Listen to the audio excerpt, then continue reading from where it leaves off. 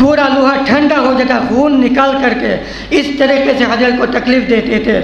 यहाँ तक कि रोज़ाना कई बार और हर रोज़ मुसलसल इस तरीके से हजरत को अंधेरे के अंदर। बिस्मिल्लाहिर्रहमानिर्रहीम। अल्हम्दुलिल्लाहि कफ़ा, अल्हम्दुलिल्लाहि कफ़ा व सलामुन अला इबादिल्लज़ीना इस्तफ़ा, अम्मा बाद। महतरम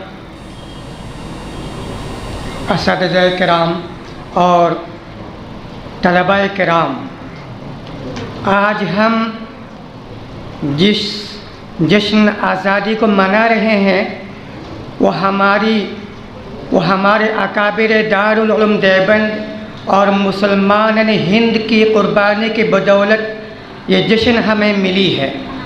इसलिए हम आराम व शांति से इस जश्न को मना रहे हैं। हमारे इस हिंदुस्तान के कुछ मुसलमान ये समझते हैं कि इस मुल्क की सबसे पहली जंग आज़ादी 1857 में लड़ी गई, लेकिन ये बात बहुत ही गलत है। और फ़िरका वरस्त तंजीमें, फ़िरका वरस्त पार्टी, ये ताकतें नापाक साजिश करके हमारे अकाबिर और हमारे बुजुर्गान दीन की कुर्बानी को मिटाना चाहती है।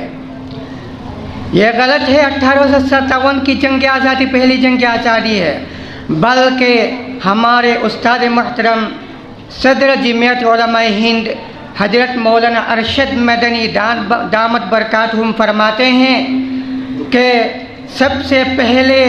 सबसे पहली जंग आज़ादी जो लड़ी गई वो है 1799 में, 1799 में सबसे पहली जंग आज़ादी लड़ी गई। उस वक्त जबकि सुल्तान टिप्पू शहीद इस मुल्क की आज़ादी के लिए ईस्ट इंडिया कंपनियां ने अंग्रेज़ों से लड़ते लड़ते हुए शहीद हो गए और खून में लथपथ अंग्रेज़ों ने देखकर ये कहा था कि आज से ये मुल्क हमारा हो गया है, अब हमें कोई ताकत रोक नहीं सकती।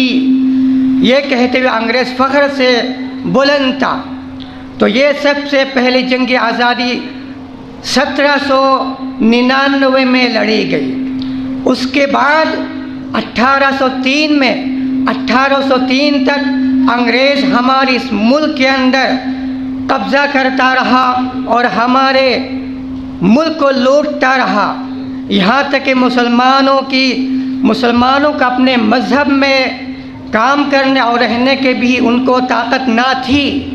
इस हालत को देखते हुए दिल्ली के अंदर खानकाहों में बोरिया नशीनी, खानकाहों में बैठकर और खुदाई नूर से देखते हुए एक फ़कीर जिनका नाम है शाह अब्दुल अज़ीज़ मुहद्दिस दहलवी अलैहिर्रहमा, इन्होंने देखा कि हमारे इस मुल्क को अंग्रेज़ ने बर्बाद कर दिया और मुसलमानों को अपने ही मज़हब में रहना मुश्किल हो गया। ये हालत देखते हुए उन्होंने इस मुल्क को दारुल हर्ब से ऐलान किया, ये मुल्क दारुल हर्ब है। क्योंकि दारुल हर्ब किसको कहते हैं? फ़ुक़हा किराम लिखते हैं दारुल हर्ब उस मुल्क को कहते हैं, उस जगह को कहते हैं जहाँ मुसलमानों को अपनी मज़हब में रहते हुए आज़ादी मुकम्मल है ही नहीं, ना ईद की नमाज, ना जुम्मे की नमाज, ना अपने मज़हब में अमल कर सकते हैं, ना अहकाम में अमल कर सकते हैं, बल्कि वहाँ पर कुफ्रिया शिरकिया निज़ाम चलेगा, हुकूमत भी कुफ्र शिरक का होगा। इसको कहते दारुल हर्ब। लिहाजा 1803 में शाह अब्दुल अज़ीज़ मुहद्दिस दहलवी अलैहि में फतवा दिया कि इस मुल्क के अंदर हर मुसलमान पर जिहाद फ़र्ज़ हो गया है। लिहाजा इस जिहाद की रोशनी में पूरे मुल्क के अंदर एक जज्बा पैदा हुआ मुसलमानों के अंदर कि तमाम मुसलमान मिलकर अंग्रेज़ों से जिहाद करें। चुनांचे अपने मौत से पहले इन्होंने अपने 2 शागिर्दों को तैयार किया। एक खुद अपने भतीजे हजरत शाह इस्माइल शहीद रहमतुल्लाहि अलैहि और दूसरे के सईद अहमद शहीद रायबरेली रहमतुल्लाहि अलैहि। ये रायबरेली यूपी के अंदर है, जहाँ से ये प्रियंका गांधी इलेक्शन लड़ती, हार गई थी इलेक्शन के अंदर, वही के रहने वाले हैं। ये सैयद अहमद शहीद रायबरेली रहमतुल्लाहि अलैह, इन दोनों बुजुर्गान दीन ने पूरे मुल्क का दौरा किया। और उससे पहले शाह अब्दुल अजीज़ मुहद्दिस दहलवी अलैहिर्रहमा को इस फतवे की वजह से बहुत ही ज़्यादा सताया गया और आपकी ज़मीन जायदाद को भी लूटी गई, यहाँ तक कि आपको जहर दिया गया। इसी जहर के नतीजे में हजरत की आंखों की रोशनी भी चली गई, आखिर उम्र में रोशनी भी ख़त्म हो गई और उनको बहुत ज़्यादा तकलीफ़ दी गई और दिल्ली से उनको भगा दिया गया। यहाँ तक कि उनके जो दो शागिर्द सईद अहमद शहीद और शाह इस्माइल शहीद, इन्होंने पूरे मुल्क का दौरा किया और तमाम मुसलमान फ़ौजों को इकट्ठा किया और आखिर में इस मुल्क की आज़ादी के लिए, इस मुल्क के खातिर इन्होंने जान की कुर्बानी दी और लड़ते लड़ते लड़ते लड़ते आखिर में बालाकोट के मैदान में इस मुल्क के खातिर, इस देश को आज़ाद कराने के लिए लड़ते लड़ते शहीद हो गए सईद अहमद शहीद रायबरेली और शाह इस्माइल शहीद। ये वही सईद अहमद शहीद रायबरेली है जो एक मरतबा दिल्ली से सहारनपुर चले थे। सहारनपुर में वहाँ हजरत बैत वगैरह भी लेते थे और वहाँ खनका भी चलाते थे। सहारनपुर से जब दिल्ली आ रहे थे तो रास्ते में देवबंद भी पड़ता है। देवबंद ये सहारनपुर इलाके के अंदर, ज़िले के अंदर एक शहर का नाम है देवबंद। तो वहाँ देवबंद, उस वक्त देवबंद का वजूद ही नहीं था, देवबंद मदरसा था ही नहीं। तो देवबंद की जो बाउंड्री, उस बाउंड्री के अंदर जब जंगल था, वहाँ पेशाब करने के लिए हजरत ने तशरीफ़ फरमा हुए, लेकिन पेशाब नहीं किया और कहा था कि इस ज़मीन के अंदर से मुझे इल्म की बू महसूस हो रही है, इल्म की बू महसूस हो रही है। उसके ठीक 50 साल के बाद 1867 में दारुल उलूम देवबंद का मदरसा की बुनियाद रखी गई, दारुल उलूम देवबंद मदरसा बना।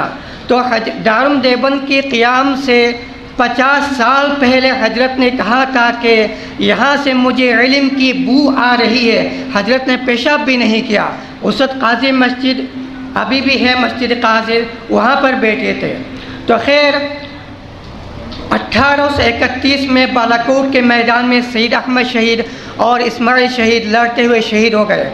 तो इसके अंदर मुसलमानों को शिकस्त हो गई और इस शिकस्त के नतीजे में जो इस जंग के अंदर हज़ार मुसलमान शहीद हुए। जो लोग वापस आ गए, इन्होंने मेहनत की और भी हिंदुस्तान के अंदर चप्पे चप्पे, गली गली, शहर शहर, गांव गांव से मुसलमान तैयार हुए थे फिर अंग्रेज़ से जिहाद करने के लिए। यहाँ तक कि 26 साल के बाद और 26 साल के मेहनत के नतीजे में 26 साल के बाद 1857 की जंग आज़ादी, दूसरी बार जंग आज़ादी जो कि है वो 1857 में लड़ी गई। उससे पहले मैं आपको बता दूं 1831 में जब जिहाद लड़ी गई, उसके बाद से उलमाए किराम और हमारे मुसलमान हिंद ने सोचा कि हमारे इस मुल्क के लिए, हमारे इस मुल्क के लिए, आज़ादी के लिए कुछ करना चाहिए। यहाँ तक कि मशवरा तय हुआ कि क्या किया जाए। इसी वजह से हमारे उलमाए किराम ने मशवरे के नतीजे में और मशवरा करके सहारनपुर शहर के अंदर एक कस्बा, देवबंद का नाम से कस्बा था, वहाँ एक मदरसे की बुनियाद डाली जिसको आजकल दारुल उलूम देवबंद कहते हैं।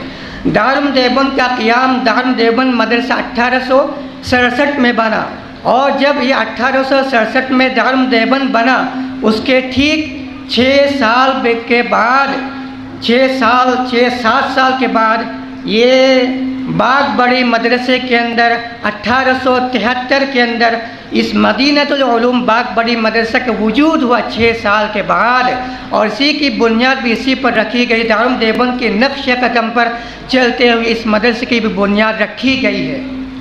आप क्या तारीख़ जानते हैं? हमारे अकाबिर ने क्या क्या कुर्बानी दी है।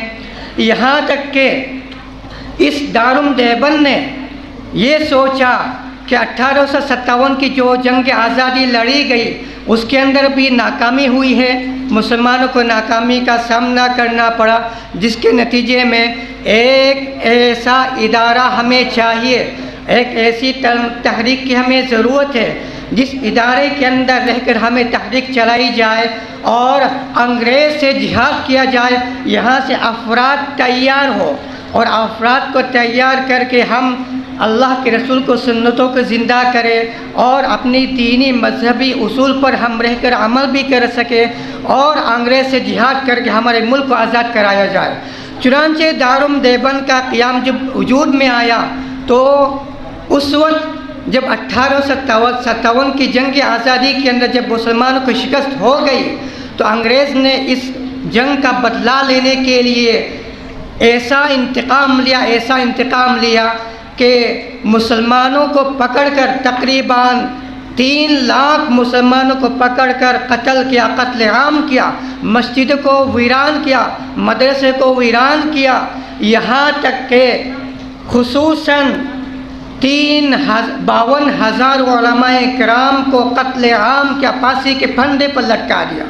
इस अंग्रेज़ ने फांसी के फंदे को हमारे उलमाए किराम ने चूमा। इस तरह हमारे उलमाए किराम ने कुर्बानी दे देकर इस मुल्क को आज़ाद किया है। चुनांचे जब अंग्रेज़ ने देखा कि इस छोटे छोटे जो मुसलमानों के बच्चे हैं जो सड़कों पर है, जो यतीम हो गए, उनके बाप दादा को अंग्रेज़ ने कत्ल आम किया, कत्ल कर दिया, फांसी के पर लटकाया, गोलियां चलाई, तो मुसलमान जो जवान थे इन तमाम जवानों को पकड़कर कत्ल कर दिया। इन मुसलमान मुजाहिदीन के तो छोटे छोटे बच्चे हैं जो यतीम हैं, सड़कों पर घूम रहे हैं। तो अंग्रेज़ ने ये सोचकर कि हमारे ये बच्चे हमारे काम आएंगे, चुनांचे अंग्रेज़ ने अपनी ईसाई पोप और दीगर जो मजहबी जो ईसाई है पोप है उनको मैदान में लाकर उतारा और हमारे मुसलमान जो यतीम बच्चे हैं उनका हाथ पकड़े और हाथ पकड़कर कहा कि हमारे साथ चलो, हम तुम्हें मुफ्त फ्री में खाना देंगे, पढ़ाएंगे, लिखाएंगे और हमें मुफ्त में रिहाइश भी देंगे, घर भी देंगे, सब कुछ देंगे। यह हालत देखकर हमारे मुसलमान यतीम बच्चे को पकड़ कर अंग्रेज़ ले जाने लगा और उनको ईसाई बनाने का उन्होंने एक फितना रची और एक नापाक साजिश रची है। यह हालत देखकर हमारे उलमाए किराम और हमारे बुजुर्गान दीन ने मशवरा क्या किया जाए। चुनांचे इसीलिए दारुल देवबंद की बुनियाद इसी पर रखी गई ताकि ये यतीम बच्चे अंग्रेज़ ईसाई लोग ना ले जाएं, बल्कि ये बच्चे हमारे इदारा हम एक बनाएं और इस इदारे के अंदर आकर के पढ़े और ये जो यतीम बच्चा है, यतीम बच्चा बड़ा होकर अपने बाप की तरह मुजाहिद बने और अंग्रेज़ से लड़े। इसके लिए हमारे अकाबिर ने दारुल देवबंद की बुनियाद रखी है और यहाँ तक कि हमारे अकाबिर ने इन यतीम बच्चों को अंग्रेज़ से छुड़ा कर और गाँव शहर में जाकर चंदा करके इन यतीम बच्चों को पकड़कर मदरसे में लाए और दारुल देवबंद लाए और इस मेहनत की रंग भी लाई सामने कि हमारे अकाबिर गली चप्पे और घर जाकर जिन यतीम बच्चों को लाए और कहा कि वही अंग्रेज़ ने जो मशीन और जो साजिश रची थी मुफ्त खिलाने की, वही हमारे अकाबिर ने भी रखी कि आए मुसलमानों अपने यतीम बच्चों को हमारे पास दो, हम भी इन बच्चों को मुफ्त खिलाएंगे, मुफ्त पढ़ाएंगे और मुफ्त कपड़े भी देंगे और इनको तैयार करके फिर तुम्हारा हवाला कर देंगे। इन्होंने दी है। मदरसे के अंदर दारुल देवबंद के अंदर तलबा आए, छोटे छोटे पढ़ने के लिए बच्चे आए और यहाँ तक कि थोड़ी सी दिनों के अंदर समरकंद, ताशकंद, अफ़गानिस्तान, हिंदुस्तान के शहर के अंदर यह आवाज़ पहुँची, वहाँ से तलबा आए पढ़ने के लिए। यहाँ तक कि चंद ही दिनों के अंदर सबसे पहला जो तालिब इल्म था दारुल देवबंद का वो था मौलाना महमूदुल हसन देवबंदी रहमतुल्लाहि अलैह, जिनको शेखुल हिंद के लक़ब से जाना जाता है। यही वो दारुल देवबंद है जिन्होंने ऐसे अफराद तैयार किए हैं जिस मुल्क के लिए कुर्बानी दे और अंग्रेज़ से लड़े। चुनांचे हमारे इस दारुल देवबंद के इदारे ने ऐसे ऐसे अफराद तैयार किए हैं जिनका नाम मैंने आपको बतलाया था, शेखुल हिंद मौलाना महमूदुल हसन देवबंदी रहमतुल्लाहि अलैह। इन्होंने एक ऐसी तहरीक चलाई कि रेशमी रुमाल के नाम से तहरीक को जाना जाता है। चुनांचे तहरीक रेशमी रुमाल जो कि है वो यही है कि एक रेशमी जो कपड़ा था उस कपड़े के अंदर ख़त को लिखा था, उस ख़त के अंदर ये बतलाया गया कि बाहर उस ज़माने के अंदर एक इस्लामी खिलाफत थी जिसको खिलाफत उस्मानिया कहा जाता है, अभी भी बाकी थी खिलाफत उस्मानिया।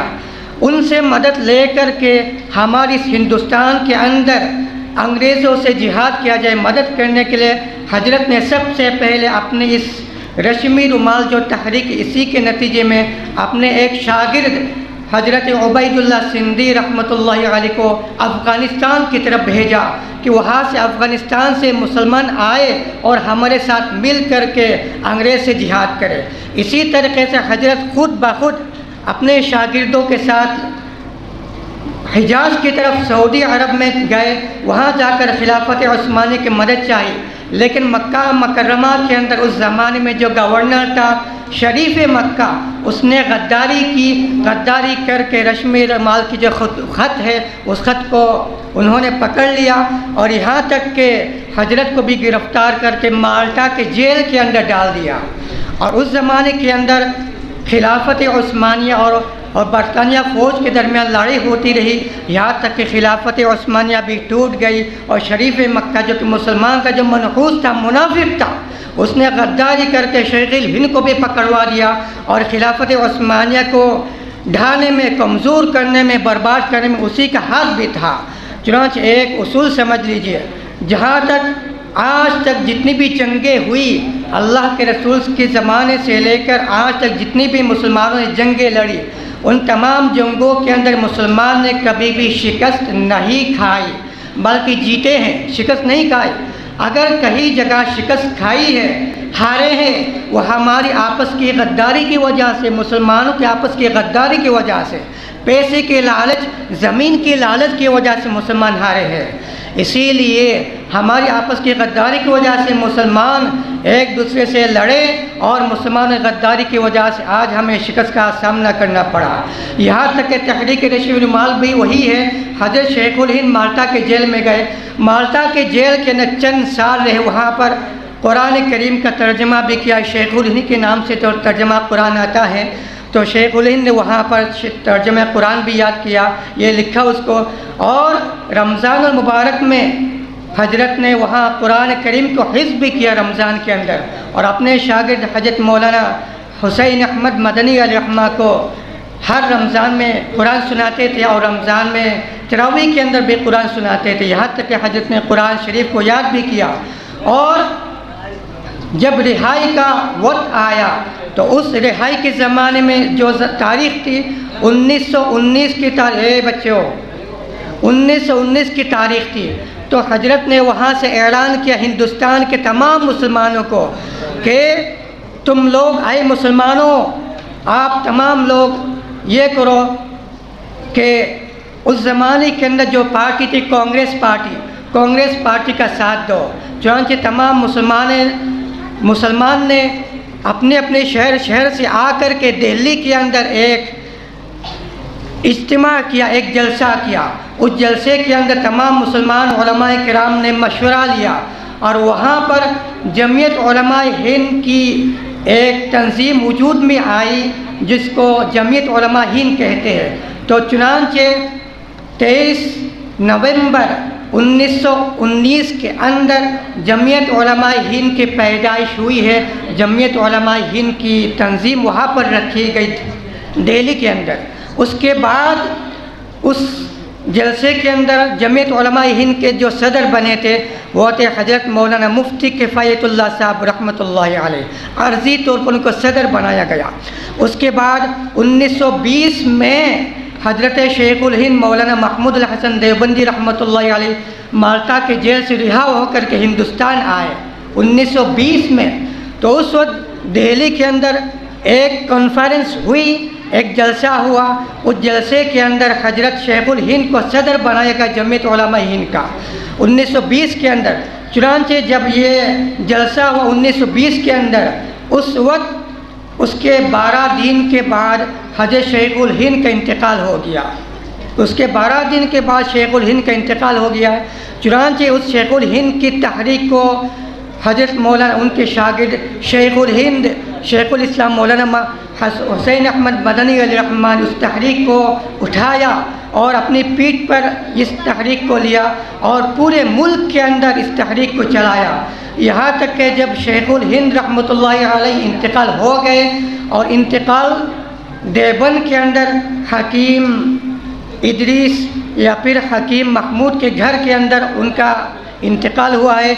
जब जनाजा की नमाज जब गुस्ल देने के लिए शेखुल हिंद को लाया गया तो गुस्ल देने वालों ने पीठ की तरफ देखा, शेखुल हिंद की पीठ में कि हजरत की पीठ में काले काले निशान हैं। तो घर वालों से पूछा ये क्या मुआमिला, ये निशान क्यों हैं? तो किसी ने बताया भी नहीं, किसी को कुछ भी मालूम नहीं। बीवी से पूछा गया कि शेखुल हिंद की पीठ में काले काले निशान क्यों हैं? तो किसी को मालूम नहीं। यहाँ तक कि उस ज़माने में हजरत मौलाना हुसैन अहमद मदनी रहमत कलकत्ता में थे, कलकत्ता। तो कलकत्ता से हुसैन अहमद मदनी रहमत को शेखुल हिंद की वफ़ात की ख़बर वहाँ मिली।